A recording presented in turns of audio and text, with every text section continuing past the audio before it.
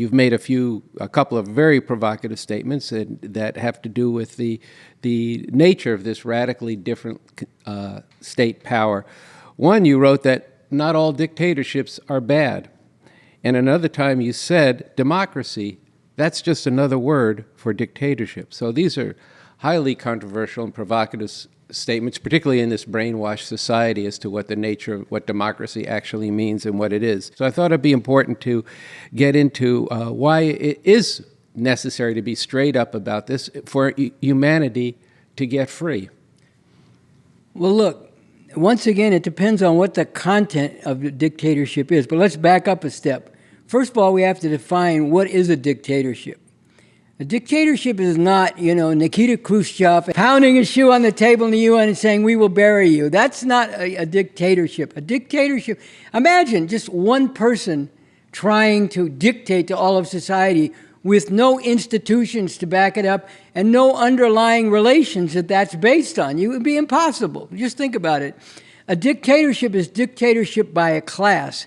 It's a dictatorship based on an underlying system, either a capitalist-imperialist system of exploitation, or, on the other hand, a radically different dictatorship of the socialist system, which is moving to uproot all exploitation and oppression. So they're qualitatively different. I know when we went out to the law school, I think at UCLA, and we, popularized this article that you're referring to, which made this point about what a dictatorship actually is. It's the rule of a class, not of an individual or a small clique of people.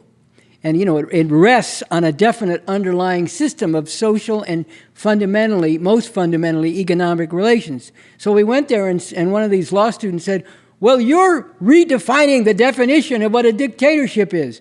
Yes, because we're bringing forward the scientific explanation of what a dictatorship is and redefining the unscientific notion that a dictatorship is or could be exercised by just one person or a small group of people with no understanding of the underlying system that they're trying to enforce and what relations that system embodies.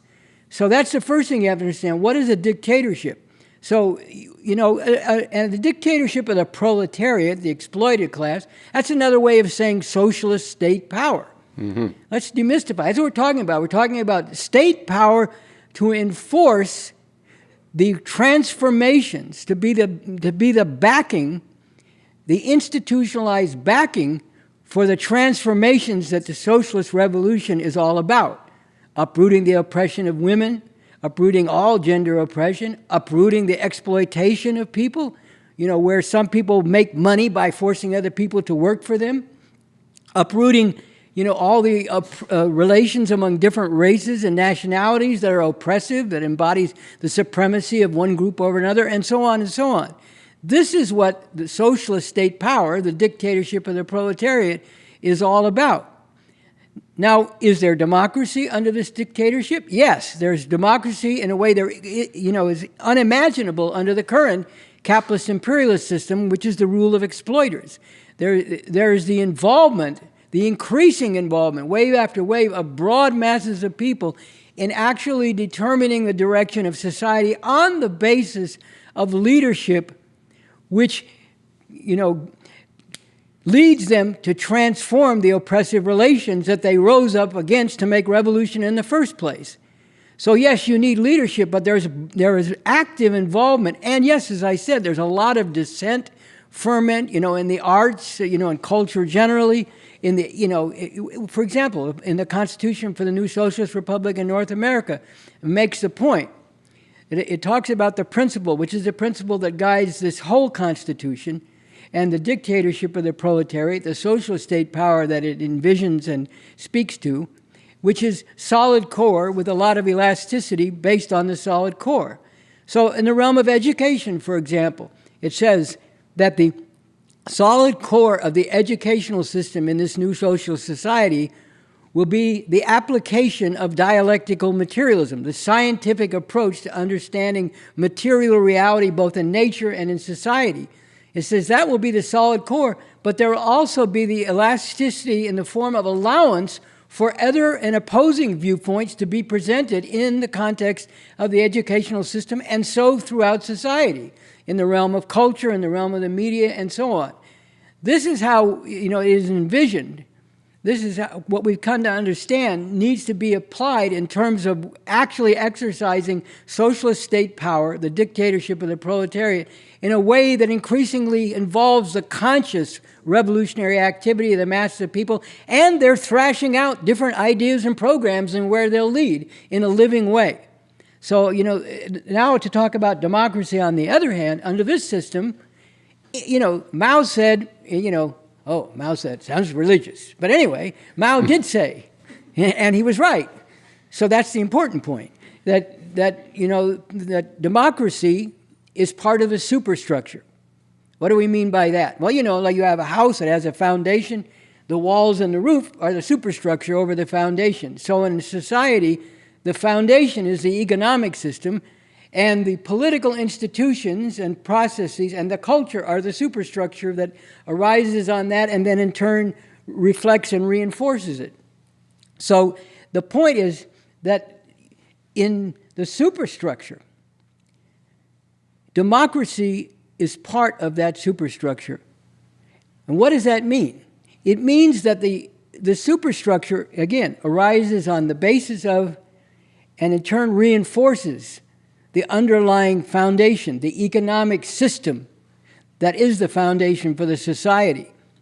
So when you have a capitalist economic foundation based on exploitation, the superstructure, in order for the society to function, has to be an expression of and reinforce that underlying system of exploitation. And if it doesn't, then the society will just come completely unraveled and be torn apart. And I've used the example many times, and I think it's a good example, of the right to eat. The laws as well as the politics are part of the superstructure.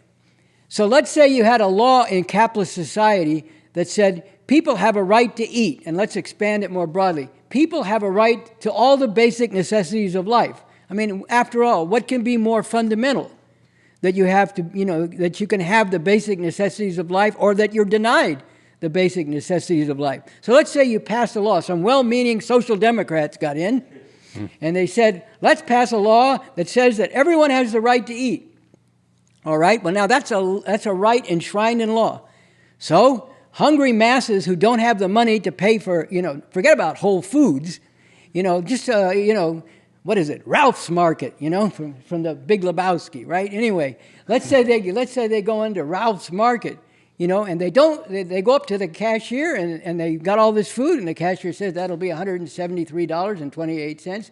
And they say, I'm sorry, I only have $16. Well, then you're going to have to put some food back. No, I don't, because I have a right to eat. It's written into the law. Now imagine what would happen then. The whole economy would very quickly fall apart, because it takes money to produce all this stuff that's sold in the store. The store has to have a building. It has to have maintenance. It has to pay employees, plus all the other people that had to be paid, and all the structures that had to exist, and the machinery that had to be used to produce the food. And first of all, the farm workers to get it out of the ground and so on, and to plant it. All that is expenses that went into producing all this food. So if people just walk in and say, I have a right enshrined in law, you can't stop me, I'm going to take anything I need out of this store as long as I say it's for my basic needs, you could see how the whole society would come completely unraveled. So, this is one illustration of how the superstructure of politics and laws and so on has to reflect the underlying system. The democracy we have under this system is the democracy of the capitalist system of exploitation. It means that you can exercise rights as long as they stay within the framework of the capitalist system of exploitation.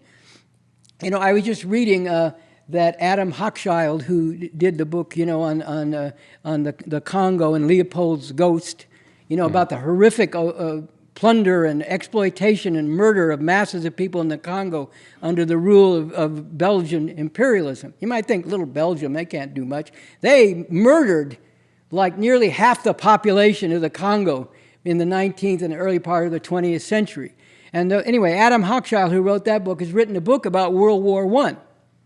And he brings out how in World War I, once the great Democrat Woodrow Wilson, who was also a vicious racist, by the way, who supported that film, what the hell is that film? Birth of a Nation. Birth of a Nation, about glorifying the Ku Klux Klan and presenting black people as depraved animals or out to rape white women all over the place. This Woodrow Wilson and his government passed laws that made it illegal to oppose the war once the U.S. entered World War I, and it made it illegal to criticize the government. This is what this ruling class does when it sees its interests. There wasn't even a war on American soil. It was, remember I think this was a World War I song, wasn't it? Over there, spread the word, the Yanks are coming, et cetera, et cetera. That war was fought over there. It wasn't even fought on American soil, and yet in that context, the true dictatorship of the capitalist class became naked. Often they try to disguise it. Well, you can vote. You're the ones who are actually governing because you can choose who governs you. You can choose between exploiters. Isn't that a great thing? You can choose this group of exploiters or that group of exploiters to rule over you. But then when they saw their interests even challenged a little bit when they went into World War I at the end of the war, after letting all these other powers fight it out for several years, then they cracked down. And the raw hand of dictatorship that is, concealed at times with this outer shell of democracy came, punching through the surface. And so democracy under this system is democracy on the basis of the needs of, the interests of, and ultimately the dictates of the capitalist class. And that's why I say, when we're aiming for communism, we want to get beyond any divisions in society of oppressor and oppressed, exploiters and exploited. So then the whole relations among people are not such that you have to have some institutionalized ways to protect one part of society from another, because there are no exploiters and oppressors ruling over others. So that's a whole longer another discussion. But that's why I say, that democracy, has to be examined in its actual content. What is the content of this democracy? What is it serving? Whose interest is it actually promoting? When the people get drawn into voting for one set of exploiters or another and believing that by doing that they're exercising their power, then that serves the interests of the ruling capitalist class, because people are tailing it. They're just a tail on it, and they're doing everything politically on the terms of it, and they're deluded as to where their real power lies. So this is what's important in terms of understanding the role of democracy. This is a capitalist dictatorship. That World War I experience makes it very clear. But you see it all the time. I mean, why did they murder Fred Hampton in his bed? All this FBI that they're celebrating. I see they got a new show now with a black woman playing a new FBI agent, the secret weapon of the FBI. Upholding this fucking FBI and, an organization of mass repression and murder as some sort of positive thing that, what a, positive institution, and what a great thing that a black woman is the secret weapon of the FBI. I mean, how fucking perverse can you get? But this is, why did the FBI murder Fred Hampton? Because J. Edgar Hoover said the Black Panther Party represents the greatest threat to the internal security of the United States. Fred Hampton was a prominent leader of the Black Panther Party who was attracting a lot of people, not just black people, other people as well, Latinos, white people, Native Americans. He was becoming a figure out there who was boldly saying, by the way, that movie they did about him is not the real picture of Fred Hampton, just to be clear. But he was out there saying, I am a revolutionary, and getting crowds of people to say, I am a revolutionary. Well, that's enough democracy right now. You're dead. We're going to go into your apartment in the middle of the night, 2 or 3 in the morning or whatever, and we're going to shoot you in your bed, and then shoot you again to make sure you're dead. And then say that it's your fault. Lie about what happened, that, you started this gunfight, and all these heroic FBI agents and Chicago pigs and whatever had to defend themselves, which was proven to be a lie, just like they did in Attica. The prisoners rose up in Attica heroically, uniting across lines, divisions that are very hard to overcome, just like the prisoners in Alabama are doing now. They united Puerto Rican and other Latino, black, Native American, and white prisoners. They took guards hostage, but they were very careful not to harm the guards. because for one reason, they knew that then that would make it much easier to go after them. So they were very careful about that. And then what happened? The great, mainstream Republican, sort of liberal Republican, Nelson Rockefeller, who was the governor, part of the Rockefeller family of exploiters, sent in the police, the state police, and they went in and they murdered not only dozens of prisoners, but the guards as well, and then tried to claim the prisoners had cut the throat of the guards, which was also disproven. This is the exercise of the actual democracy of this country, which means it's essential dictatorship over people, and whenever they rise up, or whenever, like, Fred Hampton, I think he first went to jail because he took some ice cream off an ice cream truck and passed it out to the kids in the neighborhood in the middle of summer, and that's how they first got him in jail, and then he was out, on jail, and that's when they murdered him.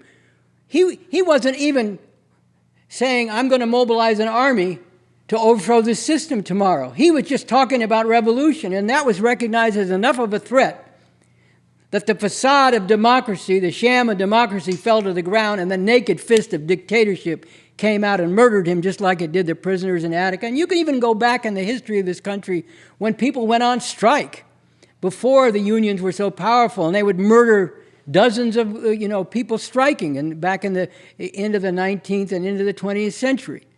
So, this is the actual relations of power in the society. It's a dictatorship over those who are exploited and oppressed. It's the rule of the capitalist class over society. And it's very useful for them most of the time to have elections, because that's the way they can involve people in their own oppression. By making them think that by voting for, you see this, I'm pro-choice and I vote. I'm this and that and I vote. Well, you're just voting for people who are oppressing you. That's the nature of democracy under this system. And your rights will always come right up to the point where in any way they're perceived to threaten the system by the powers that be, and then you'll see the naked, murderous hand of the dictatorship come out. And the dictatorship of the proletariat, socialist state power, is radically different from that in the ways that I've discussed.